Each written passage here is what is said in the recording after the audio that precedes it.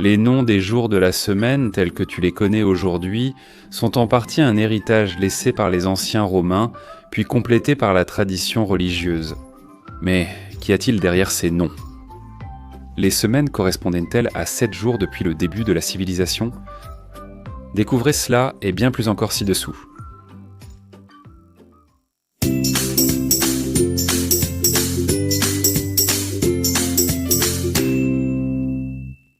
L'origine des noms des jours de la semaine en espagnol provient de la Rome antique. Ce sont les Romains qui ont décidé de copier le système de composer une semaine de 7 jours de la civilisation hellénique.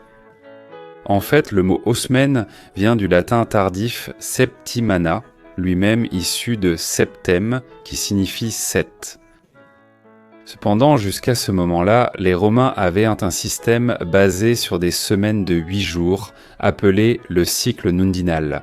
De plus, la façon de désigner les jours du mois était beaucoup plus complexe, héritée de l'époque du calendrier lunaire primitif. Les Grecs avaient nommé leurs jours en fonction des astres du ciel, qui eux-mêmes portaient les noms de leurs divinités. Ainsi, la semaine grecque se composait de Soleil, Lune, Arès, Hermès, Zeus, Aphrodite et Chronos lui-même, une liste que les Romains ont reprise comme Soleil, Lune, Mars, Mercure, Jupiter, Vénus et Saturne. Voyons maintenant chacun d'entre eux. Le dimanche était considéré comme le premier jour de la semaine et a été nommé par les Romains Dies Solis, le jour du soleil. Cette association existe encore aujourd'hui dans d'autres langues comme l'anglais ou l'allemand, parmi d'autres langues principalement germaniques. Le 7 mars de l'an 321, l'empereur Constantin Ier le Grand a décrété que le jour actuel du soleil, le dimanche, serait observé comme jour de repos civil obligatoire. On pense que cette attribution lui a été donnée parce qu'il a été le premier empereur à autoriser de manière pleine et définitive le culte chrétien. Dans l'Empire romain, il a voulu donner au christianisme le champ pour devenir la religion prédominante dans la société romaine. C'est ainsi que ce jour a commencé à être appelé Dies Dominicus, ou jour du Seigneur, qui sera ensuite connu sous le nom de Dominicum. Et plus tard, il se transformerait en Domenico. Ensuite en Domenego, puis Domingo, et finalement en castillan, il évoluerait en Domingo. Le deuxième jour de la semaine a été baptisé par les Romains Dies Lunae, le jour de la lune, en dédicace à la déesse Lune, qui était l'équivalent romain de la déesse grecque Sélénée. Et en même temps, la désignation de notre unique satellite naturel, la Lune, était représentée comme un aspect de la déesse triple romaine ou Diva Triformis, aux côtés de Diane et Proserpine. Et considérée comme une divinité fondamentale pour l'agriculture, elle était fréquemment représentée dans un char tiré par des chevaux ou des bœufs. Luna était également traditionnellement acceptée comme la personnification de l'astre lunaire sur Terre et possédait son propre temple sur le mont Aventin dans l'ancienne ville de Rome. Du nom original, Dies Lunae, il est passé en latin vulgaire simplement comme Lunis, qui a rapidement évolué en espagnol pour devenir Lanes. Le jour suivant désigné par les anciens Romains était Dies Martis, ce qui se traduit par le jour de Mars, le dieu de la guerre qui correspondait au dieu Arès du panthéon grec. Mars était le fils de Jupiter et de Junon, et il était souvent associé à la virilité masculine.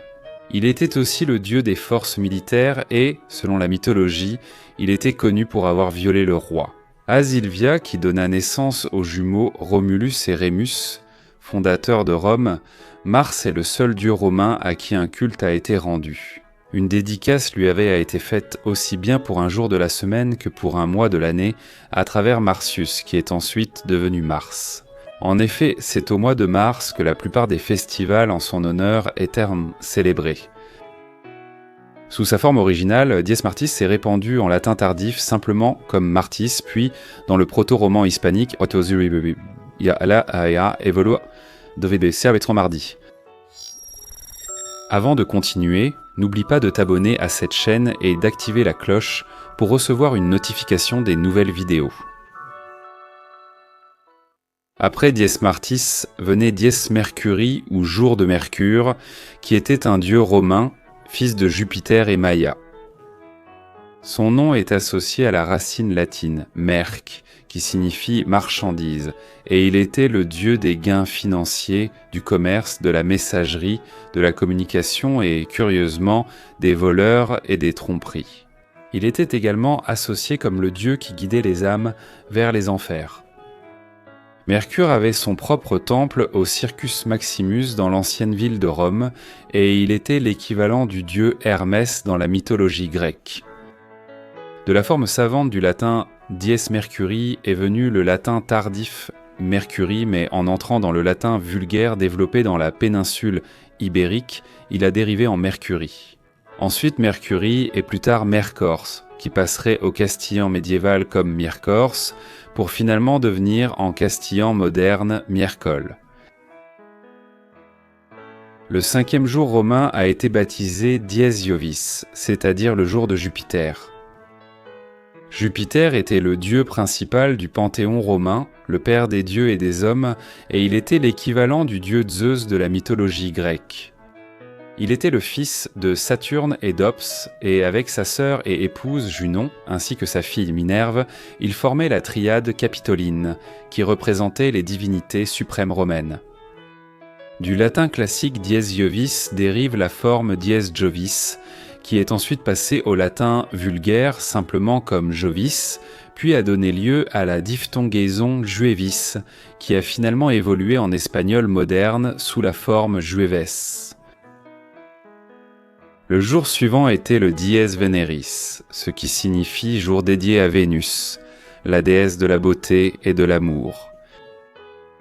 Vénus était la contrepartie de la déesse grecque Aphrodite, et elle était aussi vénérée comme déesse de la fertilité et de la prospérité. On disait que Vénus était l'ancêtre de tous les hommes à travers son fils aîné, et son origine fut attribuée tardivement, dans sa relation avec Aphrodite, à la naissance sous sa forme adulte de l'écume de la mer. Du latin dies Veneris, le mot dies fut ensuite perdu, comme dans les cas précédents, bien que cette caractéristique se soit maintenue dans d'autres langues. Des langues romanes comme venerdì en italien, vendredi en français ou divendre en catalan. Comme Vénéris est un mot proparoxyton, la prononciation du deuxième E s'est affaiblie avec le temps, jusqu'à disparaître complètement, caractéristique qui se conserve encore en galicien avec vendre. Cependant, pour les hispanophones du Moyen-Âge, il était plus facile de prononcer en inversant les consonnes, passant à verne et, finalement, à la diphtongaison. Vendredi que tu connais aujourd'hui. Le dernier jour de la semaine romaine a été baptisé à l'origine comme Saturni ou le jour dédié à Saturne, qui, tout comme le dimanche, est encore conservé dans d'autres langues, comme en anglais Saturday.